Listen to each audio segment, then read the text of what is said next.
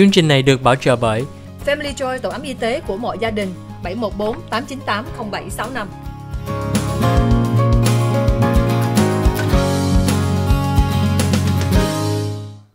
Hi, welcome to the OC Health and Education Show on Little Saigon TV. I'm your host, Julie Yip. To us, OC stands for community because we believe that our community thrives when we come together. That's why we thank you for joining us each Tuesday evening on channel 56.10 and on Wednesday morning. You can also catch us online on www.littlesaigontv.com. Today on our show, we have Dr. Temple GRANDIN from Colorado to talk about April Autism Awareness Month, but also to share with us some of the things we can do to help with adult employment. Julie kính chào quý vị khán giả của Little Saigon TV trong chương trình Kiến thức, Y khoa, Gia đình và Xã hội. Chương trình đây là chương trình song ngữ. Julie hy vọng nói về thông tin rất là quan trọng cho quý vị. Tháng 4 là một tháng để dành cho tự kỷ. Hôm nay Julie mời được Dr. Temple GRANDIN. Dr. Temple GRANDIN là World Renowned Specialist về Autism, về tự kỷ, thêm nữa về Animal Science. Dr. GRANDIN, welcome to the show. It's really wonderful to be here today. Well, Dr. GRANDIN, you know, for those of us who work in the autism field and a lot of our families, everyone is so familiar with your name. For those who are not familiar with you, can you tell us a little bit more about yourself? Well, I'm now a professor of animal science at Colorado State University. But when I was 4 years old, I had no language. And I had all the symptoms of autism. And it was very obvious, severe speech delay. I was very lucky to get into a very good early educational program for speech. By the time I was 2.5 years old, I can't emphasize enough. Yeah. If you have a 2 or 3-year-old child that's not talking, you must start working with them now. Yes. Don't wait 2 years for a diagnosis. Start working now, because the worst thing you can do is nothing. Throughout school, I had excellent teachers. My mother always encouraged my ability in art. I just can't emphasize enough the importance of good teachers. Well, thank you, Dr. GRANDIN, for giving that background information. You know, it's more important that, you know, for me and those who work in the field, early intervention is such a key point in rebooting and kind of getting the brain set up for acquiring language and other skills. Thưa quý vị khán giả, hôm nay Julie có thời gian nói chuyện với Dr. Temple GRANDIN. Dr. Temple GRANDIN là một người giáo viên của là Colorado State University. Thêm nữa là Dr. GRANDIN cũng là một người có tự kỷ. Dr. GRANDIN nói đó là quan trọng nhất là nếu con của quý vị có tự kỷ về các biểu hiện, mình phải nên cho em học sớm, sớm chừng nào tốt chừng nấy. Đại khái đó là rất nhiều em mà bị tự kỷ đó không có cái bác sĩ định bệnh chừng nào 4 tuổi, mà Dr. GRANDIN nói là quan trọng nhất là chừng nào mình thấy nó khác 2 tuổi, 1 tuổi, 3 tuổi phải nên đi bác sĩ cho chương trình để cho giúp em. Dr. GRANDIN, as I mentioned that, you know, this is a bilingual program, so I really appreciate that you have dedicated so much time to giving back to the community and helping the community. First of all, I know you as an author. You've written so many books about autism to help professionals as well as parents, and also some children books and activity books. Can you tell us a little bit about that part of your life and your journey? Well, I've got a number of books. I have Thinking in Pictures, which talks about, you know, my experiences, my autobiography. Oh, wow. And I also have a book called The Way I See It, that a lot of easy chapters, short chapters to read, and then Navigating Autism. And the reason why this book's important, because too often times a parent gets an autism diagnosis and they're very discouraged. Yes. When I was 3, I looked very severe. You know, today I'm a college professor. Autism is a big spectrum. It goes from Elon Musk to somebody who may never speak and may not be able to dress themselves. And it's all called the same thing. Well, Dr. GRANDIN, you know, your book has given us so much insight in the world of autism, especially professionals who don't have family members that have autism. The Thinking in Picture book was also something that became a movie or with Claire Danes. I think it's been 25 years anniversary or beyond since that book has come out. Can you tell us about the importance of you being a part of that movie production? Well, the producer of that movie, Emily Gerson Sains, mother of a severely autistic adult. Oh. She wanted the movie to be right. And they did a really good job with it. It shows visual thinking very accurately. It shows my projects accurately. And it shows also sensory problems in autism. Wow. They did a really, really good job with the movie. And one of the reasons they did is the producer is the mother of an autistic individual. Now, is that movie available on Netflix or certain streaming media? Yes, the movie's available. I think Amazon Prime's got it. It's on a number of the streaming services. You can just go on Google Temple Grandin movie, and the title is Temple Grandin. Oh. I know I'm positive Amazon Prime has got it, but I think it's on some other services as well. Okay. Well, thank you so much, Dr. Grandin, for doing that. Thưa quý vị khán giả, hôm nay mình có nói chuyện với Dr. Temple Grandin. Dr. Temple Grandin viết rất nhiều sách để giúp cho mỗi người làm trong nghề với mấy em bị tự kỷ, mà cũng giúp cho bố mẹ về phụ huynh có con em tự kỷ. Dr. Grandin nói là cũng có rất nhiều cuốn sách, mà một cuốn sách mà HBO làm cái movie với movie star Claire Danes là Thinking in Picture, cũng cái sách đó đó. Cái title trong cái movie là Temple Grandin. Nếu quý vị muốn xem cái movie đó rất có mình hiểu về tự kỷ, trước nhất là Dr. Grandin nói là cái sensory, nhiều em tự kỷ nó cảm giác cái môi trường nó khác hơn cái người bình thường. Thêm nữa thì cũng nói đó là về cái công việc của Temple, với cũng có nhiều em bị tự kỷ nó có rất khác biệt nhiều, cái bằng cái spectrum, các em bị nhẹ, các em bị nặng. Dr. Grandin nói là luôn luôn mình phải nhấn mạnh về cái khả năng mà mấy em biết với giỏi về phần đó. You know, Dr. Grandin, I just wanted to add, because I know we've spoken privately many times, and what you always said to me was that when you're working with a person with autism, or when we're talking to each other about our projects, you always remind me to focus on our strength, not the disability or the abilities that are hard for the kids, but the strength. Can you elaborate a little bit more on that? Well, I'm a visual thinker, so my strength was drawing and also mechanical things. Oh. I can't emphasize enough, build on the child's area of strength. It could be drawing, it could be working with animals, it could be fixing things, motorcycles, engines, or the child might be good at math. Yes. He would be good at computer programming, chemistry, physics. And then you have people that are word thinkers. And their strong point is going to be writing and words. Build on the area of strength. Yes, and I know that in one of your book you talk about the different learners, and today you're emphasizing the two learner, which is the visual learner and the auditory. This is the book that really emphasizes that, the autistic brain. The autistic brain. Yes, thank you so much, Dr. Grandin.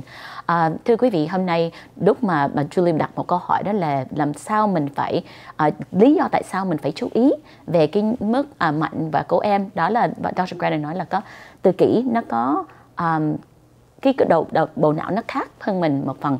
Có thể một em nó như là visual thinker, ta thấy gì nó nhớ. Một cái em khác là auditory thinker, thì lúc nó nghe cái gì thì nó hiểu. Thì mấy em đó là phải vô cái nghề nào mà có thể là có writing hoặc creative writing về viết. Dr. Grandin có một quyển sách kêu là Autistic Brain. Rồi nếu quý vị muốn lên Amazon với type on Temple Grandin, có rất nhiều quyển sách.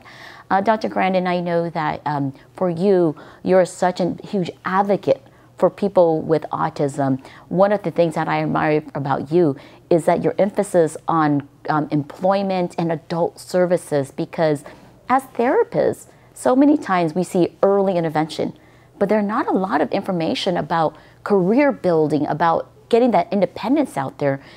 Because one of the statistics that kind of frightens me and that gets me motivated to do more is that, 500,000 kids are now autistic. That means in the next 10 years, 500,000 of those kids will become adults with autism.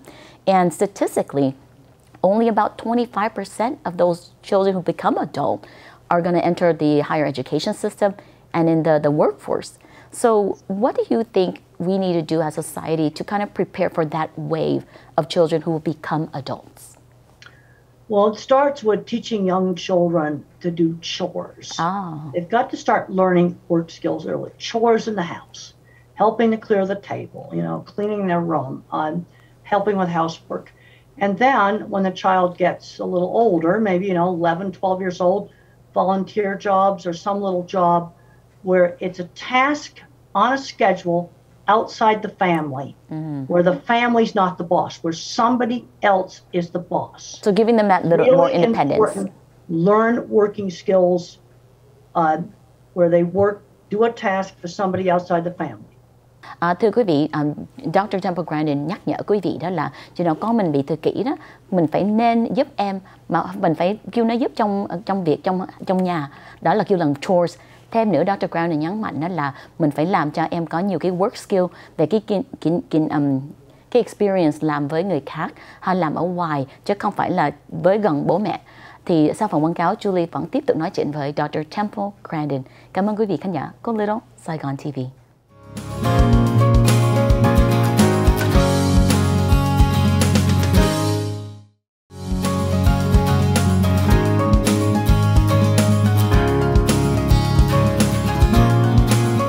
Chương trình này được bảo trợ bởi Family Joy, tổ ấm y tế của mọi gia đình, 714 898 0765.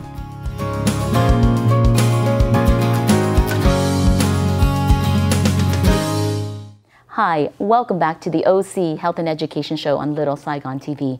I'm your host, Julie Yip. Today, we're going to continue our conversation with Dr. Temple Grandin. Prior to the commercial break, we talk about the importance of employment, getting our kids ready to be able to work. And, we emphasize the importance of having them do more chores, having to get them gain some work experience outside the house. But Dr. Grandin also has another point to remind us, that is about giving them some experience as soon as they're able to work, like in high school level. So Dr. Grandin, can you elaborate on that part? Well, the individuals that have the best outcomes are ones that learn how to work before they graduate from high school. Oh. That's going to start off with maybe volunteer jobs when they're young kids. Then as soon as they're legal age, they need to get jobs, regular jobs, like maybe working at a grocery store. So they learn how to work. Summer jobs. A slow transition from the world of school to the world of work works best. Starting out with volunteer jobs where maybe the child, when he's 11 years old, helps the neighbor with their yard work. Yeah, well, I think that's important, Dr. Grandin, because, as an educator myself, in the IEP or the school district system, there's something called the Transitional Plan. And a lot of times our parents and even our professionals, they're not thinking about it that early, but they need to. And I think that's important for you to remind our parents to self-advocate during an IEP meeting at 12, 13 years old in middle school, for them to start thinking about their vocational training. Thưa quý vị khán giả, hôm nay Dr. Grandin nhấn mạnh thêm nữa đó là nếu em bị tự kỷ, nếu quý vị có con bị tự kỷ, mình phải làm 3 việc để giúp cho trong cái tương lai cho em được có làm công việc làm với được sáng lập một mình. Trước nhất là mình phải cho nó sai nó nhiều trong ở nhà, làm chore giúp bố mẹ, dọn dẹp. Thêm nữa, sau đó thì mình phải nên cũng push cho cái kinh nghiệm để cho làm công việc làm. Volunteer là để cho mình giúp cho outside cái nhà, chứ mình làm việc trong nhà không á thì nó không có biết hợp tác với làm việc với người khác. Dr. Temple Grandin nhấn mạnh với Julie cũng muốn nhắc nhở quý vị, chừng nào con quý vị có cái IEP, đó là giấy tờ của học khu để cho cái giáo dục đặc biệt, mình phải nên nhắc nhở cái professional, cái team của mình, cái nhóm của mình đó, là trong middle school phải add vô cái transition plan. Dr. Grandin, I think, the transition plan is something that's so important. And you emphasize again and again about making that transition smoother and earlier, meaning since, as soon as they're capable of doing some kind of work, even before they're legally able to work or hold a job, that we as parents and we as professionals need to see their abilities. Because, a lot of times as a speech pathologist, I'm known for working with very severe nonverbal children. And oftentimes these children are in their room, in their homes, and just waiting for the tables to be set, for food to be brought to them. You're reminding us as parents that, our kids are more capable than they are verbally able to express. So my question to you next is, how do we as parents encourage our nonverbal or the more severe children, in a sense, work when their motivation is to kind of go in their autism world?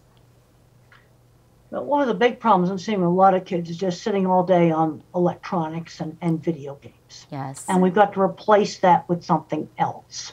And some of these kids that are big video game players can be really, really good at fixing cars, motorcycles, and other vehicles. Oh. But they have to be exposed to something in order to find out what they're good at. Even somebody who's completely nonverbal can learn how to, put groceries on the shelf at the store.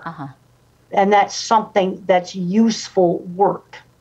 And they know the difference between real work, putting food on the shelves at the grocery store, and something that's just stupid, busy work they do on a table. They need to be doing real work that they know is useful work. I know that one of the things you always remind us is to take the kids out of their autism world sometimes. And what you're reminding us as parents and professionals is to create more opportunities to let them do the real work.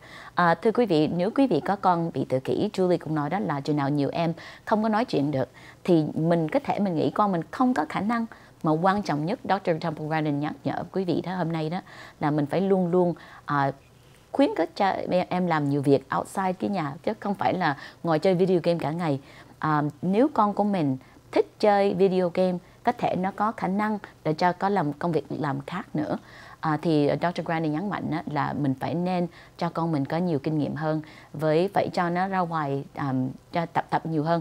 Dr. Grandin, I appreciate you so much for giving us the insight in autism, for giving us so many great parental advice to encourage our kids, even if they're seemingly nonverbal, that they're able to still have abilities that are employable and that are meaningful. Can you talk to parents as far as what if a parent doesn't feel that their child have the skills to be able to work? What do you say to those parents? Well, one of the big problems I'm seeing is with the fully verbal end of the spectrum is a lot of these kids, teenagers, are not learning things like shopping, money, doing laundry, just very basic things. There's a tendency for parents lots of times to overprotect. Okay. So that overprotection takes away from their opportunities to have more practice and more experience. Yeah, that's right, yeah. Okay, because I know during the pandemic, you were able to come on my show when we called it Living with Autism. And my question to you during the pandemic was, what should we do to help our parents? Because now, everything has closed down. Now that the country has opened up and all the schools has opened up, I know some families still have some, routine issues or mental health needs. I know one of the things you emphasized most during the pandemic when we were talking was to keep a steady routine. Yes. Can you tell us the importance one more time about why it is so important to keep a routine even if you're at home working? Well, I think it's important to get up every morning, take a shower, and get dressed. And I also talked a lot about the space station, and they learned that having a routine, time to get up, time to do their work, time for everybody on the station to eat together, a time to exercise, and then just some time off where they could watch movies or do whatever they wanted to do. And they found that routine really improved the attitude and the morale on that space station. So it's even scientifically proven for NASA astronauts. So all the astronauts, they found that having a routine really helped. They also learned they have a routine. They all had to eat together in the same room, but they also had some time off just for, leisure to watch a movie or email people on the ground or whatever. Thank you, Dr. Grandin. So I really want to emphasize one more time that, routine helps with mental health. And as you mentioned, attitudes and morals even within the NASA station. Nếu quý vị có con bị tự kỷ, nhiều lúc có thể mấy em không có muốn ra ngoài phòng, hoặc không có muốn tắm rửa. Dr. Grandin nói cái quan trọng nhất á, mình phải giữ cái routine là mình phải sắp xếp giờ nào ăn, giờ nào tắm, giờ nào làm việc với lúc nào mình phải ăn chung, lúc nào mình làm việc riêng. Tại cái đây là sự giữ sức khỏe tâm thần cho em với cũng cho gia đình của mình. Dr. Grandin, I know you mentioned a lot about routine. One of the things I asked you was about physical exercise. a lot of children with autism or special needs, we see that they have a lot of weight, unnecessary weight gain. What are some of your routines to keep yourself physically healthy as well as mentally healthy? I do 100 sit-ups every night. Wow. And I don't like exercising. But I find that I feel a lot better. A short burst of vigorous exercise. Okay. Find really made a difference on things like sleeping and being calmer. Every night, 100 sit-ups. I don't like them, but I got to do them. Well, I really think that's very insightful because, you know, sometimes we know things are not as entertaining or as enjoyable, but you see the benefits. And when doing 100 sit-ups, for example, can help you sleep better, can help you feel more energized and help you focus better, I think those are such a great bonus in having to invest in yourself and your health. Thưa quý vị, Dr. Grandin, tại Julie đặt một câu hỏi là lúc nào mình phải tập thể dục, tập thể thao, thì Dr. Grandin nói là mỗi ngày Dr. Grandin phải làm 100 cái sit-up. Có thể Dr. Grandin không có thích, mà Dr. Grandin biết là cái hành động đây, cái exercise đây sẽ làm cho cái tinh thần của mình nó khỏe hơn, với mình có nhiều sức khỏe, với mình cũng ngủ khỏe hơn nữa. Sau vòng quảng cáo, chúng tôi sẽ tiếp tục nói chuyện với Dr. Temple Grandin. Cảm ơn quý vị khán giả của Little Saigon TV.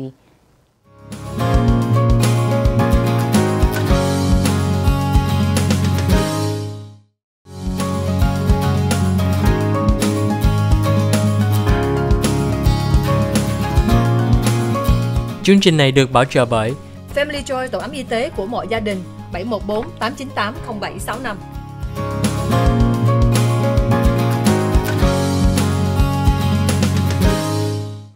Hi, welcome back to the OC Health and Education Show on Little Saigon TV.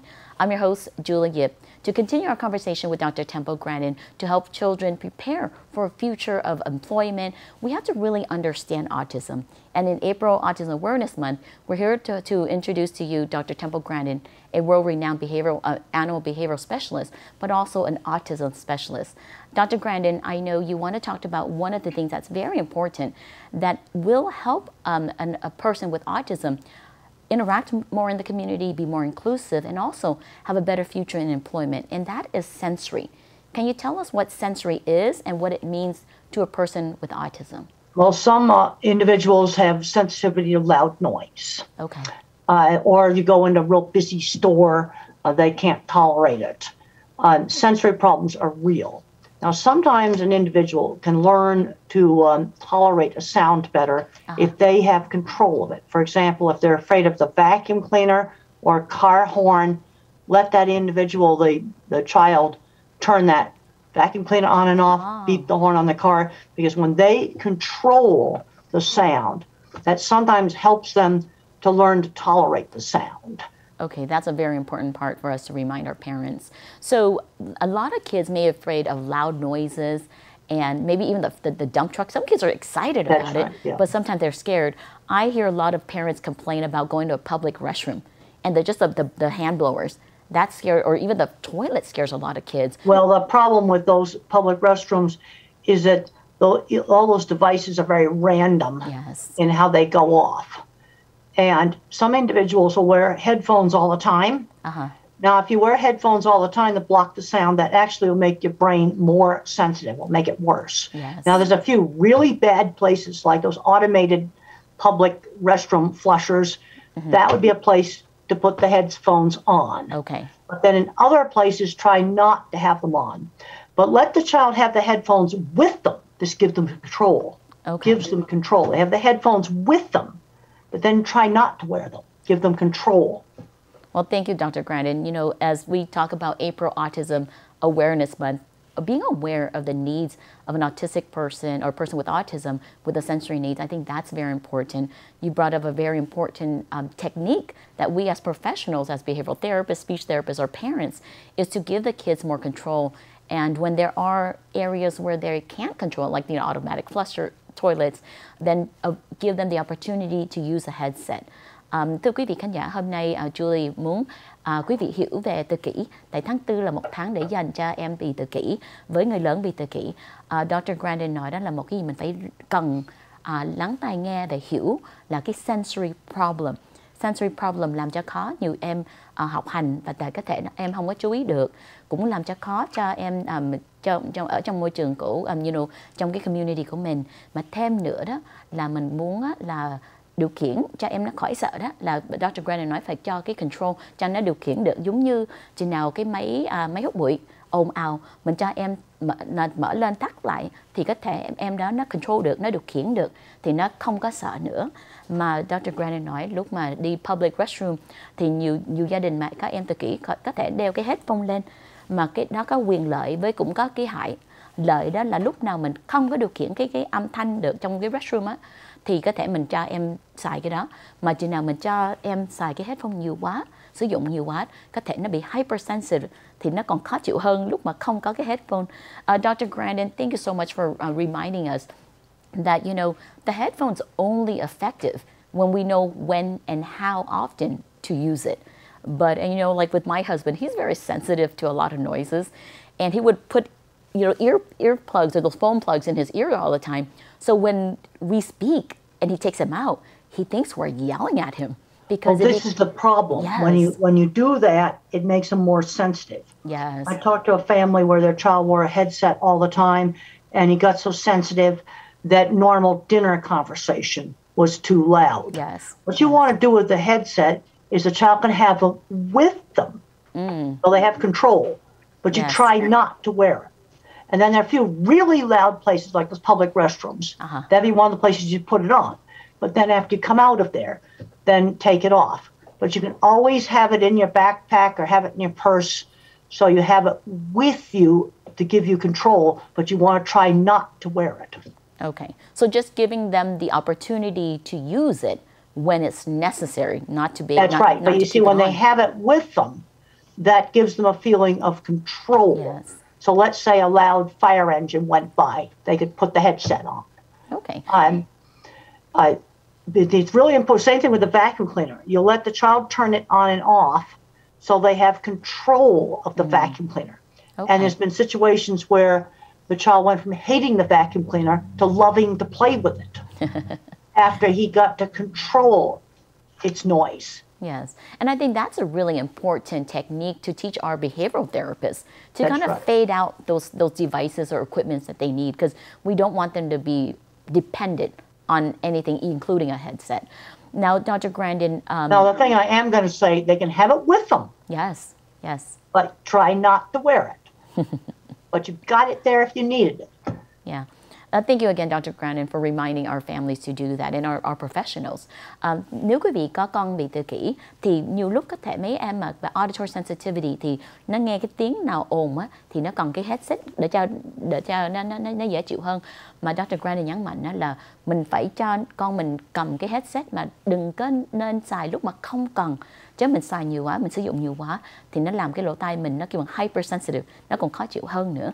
Dr. Grandin, I know that sensory issues can even affect friendships and ability to seek employment.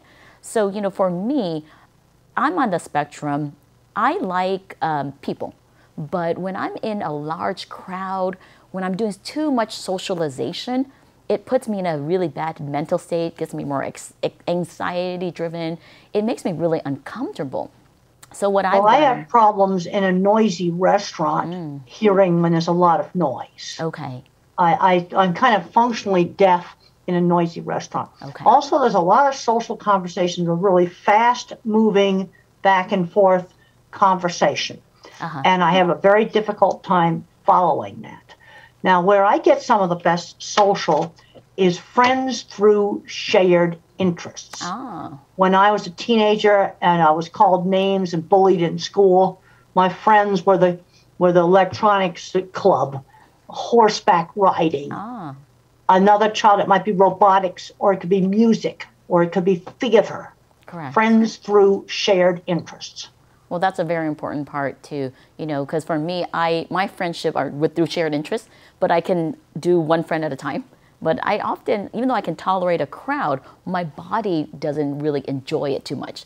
So I think that's a very important part, Dr. Grandin, to remind our audience that, you know, friendship through shared interests, it's more the quality of it, and also kind of teaches our kids to build up to maybe a larger group if they can tolerate it, and pull back and forth if they need to.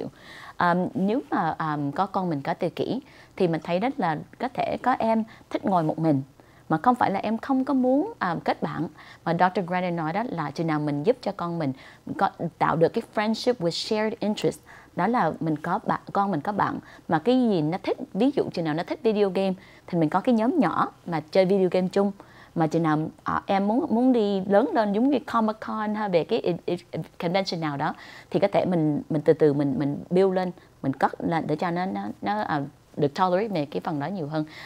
Dr. Grandin, I know that, you know, friendship and peer support is something that helps tremendously in employment. A child who has Down syndrome or intellectual deficit, their social IQ is so high, and they can get a job and they can keep a job. The problem with our friends and our kids that we work with who have autism, our social IQ oftentimes may not be as high, but our intellectual IQ is high. So what I see with autism, in adults with autism, is that they have a hard time getting jobs, but more importantly, they have a hard time keeping a job. What are some of your advice for us as professionals or parents to train them on these aspects that can help their future? Well, I learned to sell work, but I'm self-employed, designing livestock facilities. I would simply show people my drawings. I learned to sell my work rather than myself. Here's a picture of one of my projects in Thinking in Pictures, and a drawing. And I would show people my drawings and pictures of finished jobs. I learned to sell my work rather than myself. Okay, yeah. And I know I called you and I talked about the project that I want to build. And you reminded me that even though I'm high verbal, you know, our strength is not really the communication. Our strength is really our ideas and our innovation. So after the commercial break, I would love to talk to Dr. Grandin more about some of the ideas you may have to help the future and help creating opportunities for employment. Cảm ơn quý vị khán giả của Little Saigon TV.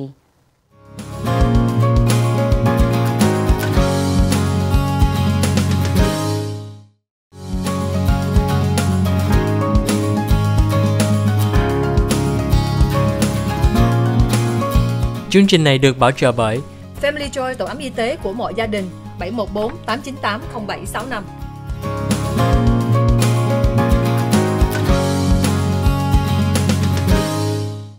Hi, welcome back to the OC Health and Education Show on Little Saigon TV. I'm your host, Julie Yip. On this last segment, we're going to talk about the importance of practical skills development and how we can help children prepare for education and the workforce, and adults to get jobs and to keep jobs. Dr. Grandin, I wanted to propose a very important question to you. How do we help adults on the spectrum get jobs and keep these jobs? Well, we need to find a lot more back doors into jobs. Okay. You have a friend that owns a shop or owns a factory or owns some other thing, and those back doors are everywhere. Also, some of the big corporations like Microsoft, SAP, computer companies, they're actively recruiting people on the spectrum. Yes. And they're giving them an opportunity to come in and show their abilities, because interview is not the best way to recruit people with autism. They need to be able to demonstrate their skills. Yes, and I think that's one thing that we really need to remind our parents and our family is that maybe there are no jobs out there that says, hey, I want to hire a person with autism, but there are definitely companies and organizations that know people with autism have a separate skill set that they may not do well in interviews, but can definitely show you what they're capable of. I learned recently that NASA actually has a recruiting program for a summer intern for high school kids. And I know, you know, with my son, his IQ is so high for math, but he was struggling a lot in school. So I have a friend who just said, Julie, you really got to get him involved in this. And I love that, you know, some of these tech companies and, you know, aerospace companies are really looking to recruiting people with autism and on the spectrum, because they know that they're highly capable to seeing patterns. They're highly capable of learning and applying all of these skills. Thưa quý vị, lúc mà Dr. Grandin nhắc nhở quý vị về giúp cho con mình á, là con mình lớn bị tự kỷ, mình phải cho em nhiều cái kinh nghiệm mà Dr. Grandin nói, đó là có thể mấy em đây không có làm việc ngoài, không có thể tìm cái công việc nào mà giúp cho mà mướn mấy em bị tự kỷ, thì Dr. Grandin nói là we have to find the backdoor opportunity. Chừng nào mình có cái người nào có tiệm nail hay nhà hàng, mình tìm công việc nào cho con mình vô cho cái chút kinh nghiệm trước. Mà cũng rất có nhiều cái hãng lớn giống như Microsoft hay NASA hay có thể Google cũng đang muốn recruit tìm mấy em bị tự kỷ để cho train. Có thể mấy em đây á, là đi interview phỏng vấn á, thì nó không có giảng được về cái khả năng của nó, mà mấy cái hãng đây hiểu đó là mấy em bị tự kỷ rất có cái khiếu về cái khả năng làm việc. Dr. Grandin, I just wanted to remind the audience that, you know, there are so many of these tech companies and aerospace companies that know that our children or adults with autism are one of the best candidates for these jobs. And I want to ask you is, you know, once they get these training and get in there, what are some of the challenges that adults with autism have in the workplace as relates to their coworkers or their bosses? Well, making rude criticisms was a problem I had. I criticized some welding, and I said it looked like a bird had doo-dooed on it. And my boss, he was a good boss, brought me into the office, and he explained to me that that's not acceptable, and that I had to apologize for that kind of language. He also explained to me that the welder worked for him, and I should have come to him if I didn't like the welding. In other words, he told me in private, very calmly and quietly, that's the way to handle it. You have to explain to the person that you can't just call a colleague stupid at a project meeting, for example. Yeah, and you know, one of the great thing about autism is that we're very straightforward, and that we are critical, but we don't have a negative intention. I think that a lot of times autism is misunderstood, or individual with autism misunderstood, because people don't understand what this boss did that was right is he explained to me what I should do. Okay. He made me apologize for criticizing the welding looking like bird do. But I think that's important because he took you under his wings and made it private such that he was respecting your differences and giving you opportunities to make those corrections. That's what he did. Thank you, Dr. Grandin. Thưa quý vị, lúc mà con mình có công việc làm thì Julie cũng nói đó là có thể nửa triệu em bây giờ là bị tự kỷ, 10 năm sau thì mấy em đó là người lớn có tự kỷ. Mà trong nhà nghiên cứu họ nói đó là only 20% mấy em đây sẽ đi đại học, có tìm công việc làm.